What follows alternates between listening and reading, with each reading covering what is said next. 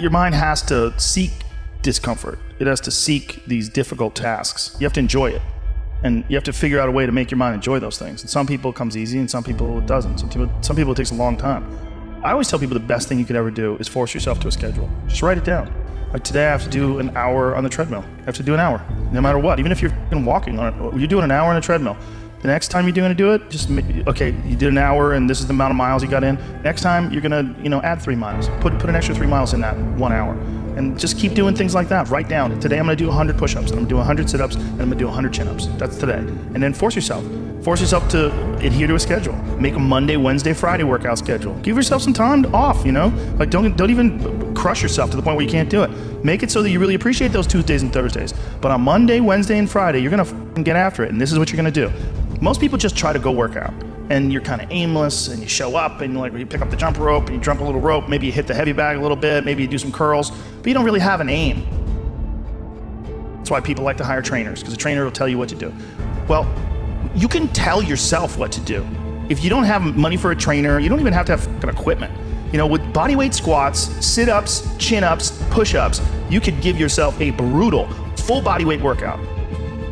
And you can find these for free on YouTube. There's a ton of them. There's a ton of these bodyweight workouts you can do. Just force yourself. Write it down. Monday, Wednesday, and Friday, I'm going to do 100 push-ups. I'm going to do 100 chin-ups. I'm going to do 100 sit-ups. Even if it takes me all the day. Even if I have to do 10 and 10 and 10 and keep going all day, just that's what you do. Do 10 push-ups, take a break for 20 minutes, do another 10. But get those 100 in. I don't believe in half-assing things. This life is short. If you get into something, get into it. And if you're not into it, don't be into it. And I think that insanity and greatness are next door neighbors, and they borrow each other's sugar. That's my that's what I've always said.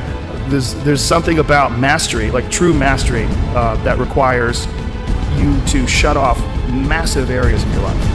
There's a lot of people that are scared of their ability to do something that's difficult. I don't know if I could force myself to be disciplined. I don't know if I could force myself to take that kind of action.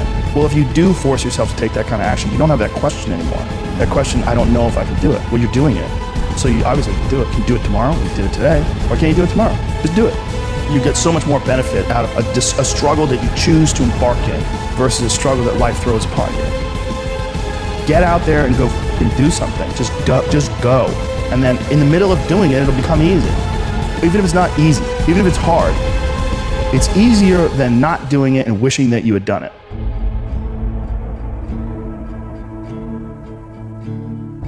Oftentimes people confuse discipline with focus, and this is why that's important. There are things that some people can excel at because they're focused on them and because they're drawn to it and they have an incredible passion for it, versus like you tell a guy like, hey, you're going to study to be an electrical engineer. And it's like, I don't want to be an electrical engineer. Well, you got to have discipline. And so they don't have the drive, and they don't get excited about it, and they don't do. But if you tell that guy, whatever, you're going to be a golfer, and he loves golf, and he's practicing every day, and he becomes a professional golfer. And you say, well, I thought that guy didn't have any discipline. Well, it's not that he didn't have any discipline. He's just not interested in that other thing. I was never a disciplined kid, but I would find things that I loved, and I was obsessed. And I always felt embarrassed by it, because people would say, oh, your son, like to my mom, your son is so disciplined. And she'd be like, my son's fucking crazy. Like, he's not disciplined. He finds these things, and that's all he does all day long. Like, it's not really discipline, because he doesn't clean his room. He's fucking lazy. There's all sorts of shit he's supposed to do. I never did my homework. There's all that. But if I had a thing that I was into, I was obsessed. You're crazy about it. But it would bother me that I didn't really have discipline. Like, if I had jobs that I had to do, I didn't do a good job at them, like in construction jobs that I had. But when it came to martial arts... How did you find those things, though? How did you find those things? You stumbled upon them? Lucky. Just got lucky. Martial arts, I just got lucky. And it clicked with me like almost immediately. I became obsessed, and I wanted to excel at it. And so I was just doing it all day long. And I think the more you choose to embark in these struggles, these especially physical and mental struggles, because I consider both martial arts, yoga, and actually even trail running, I consider the mental struggles as much as physical struggles. Mm-hmm. Like, because I could stop anytime I want. I'm halfway up the hill, I can go, fuck this. So I'm walking the rest of the way. Yep. Call my dog over, put him on the leash. I'm like, we're walking, buddy. But, or you could say, no, this is what I'm doing today. I have a very clear plan in front of me. My plan is, we're doing 4 miles today. This is where we start. This is where we end. This is what we're doing. Sometimes when things are really hard to do, you think, oh my God, I got to stop doing this. But once you do it and you complete it, you have a satisfaction, this sense of satisfaction that you did something really difficult that is irreplaceable. Some kids never get that, and they just stay fat and stupid their whole life. Right. And some kids, they get these little lessons, and then they realize like you can push yourself and you can get somewhere. You know, some kids get real lucky and they get involved in sports or martial arts early, and one of the best benefits of sports is you realize that through hard work you get improvement, through improvement you get success, through success you get that big dopamine rush, you get that good confidence, feeling, right. You get confidence, yeah. You get this knowledge. You get the girl. Yeah, you get, sometimes, I didn't, but you get this knowledge that you can do something that's difficult and you can overcome, even though it feels like you can't. You're gonna have days where you suck, but those days are so motivational. I mean, that's the bright side of tragedy. So when you come through it, you really will have an appreciation for the moments without tragedy.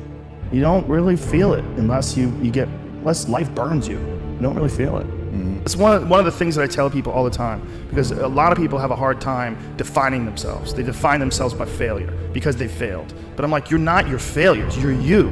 Okay, your life is a series of lessons you've learned. Now, if you just dwell on the failures, like that's not healthy. It's not smart and it's not empowering. What you got to do is look at those failures and go, well, now you know what not to do. But you're not that. You're you. You know, you could have done the stupidest shit ever, but it's not you. It's not you. You're a different thing. You're the being that's experiencing all these failures. And if you know that they're fuck ups, then you've learned. Okay? If you repeat them over and over again, well, then I can't talk to you. Yeah. You know, if you keep going back and doing the same stupid shit over and over again, well, you got a deeper issue. You know, I don't know what it is, but I don't have the time. Building up that ability to endure things. That's also a very important mechanism that you could apply to everyday life. Like that, the mechanism of understanding how to endure. Like Jocko Willink's a perfect example. You know, he has that thing on his, if you go to his Instagram page, almost every other photo is a watch. And it's a watch that says 4:30 in the morning, because that's when he gets up and he works out. And he earns the sunset. And he does that, he's so disciplined, and he's got this saying that's a great saying, discipline equals freedom. And it's true, because he's able to force himself to do that every single time. There's no excuses, there's no breaks, there's no days off. It doesn't happen. So because of that, you're not scared. You know that you can keep doing it. You know that you can continue to perform. There's a lot of people just running from discomfort. They're running from it. They're just avoiding it. It's so easy to. And like if you get distracted for a second, you're like, let me check my phone. You just start going through your phone and looking at bullshit, and you're just distracting yourself from the tiniest frustration of boredom. Just a little, we don't get bored anymore. Or if we get bored for these tiny amounts of time, then you get distracted. So your distraction is eliminating your boredom. But the problem with that is like, there's certain thoughts that only come to you when you're thinking, when you don't have any input coming in. When we're constantly looking at our phones, the only input you're getting is input from other people. And sometimes that's good. Sometimes you get good stuff out of that, but it's like a diet of only fruit. Don't think that you're that person that made those mistakes. You're the person who's learned, you know? And to have that attitude is a really important thing. And to not say, why am I doing this now? I could have been doing this my whole life. Well, you weren't, so the fuck is that gonna help? Yeah. You know, you gotta not think like that. You just gotta be happy you're doing it now.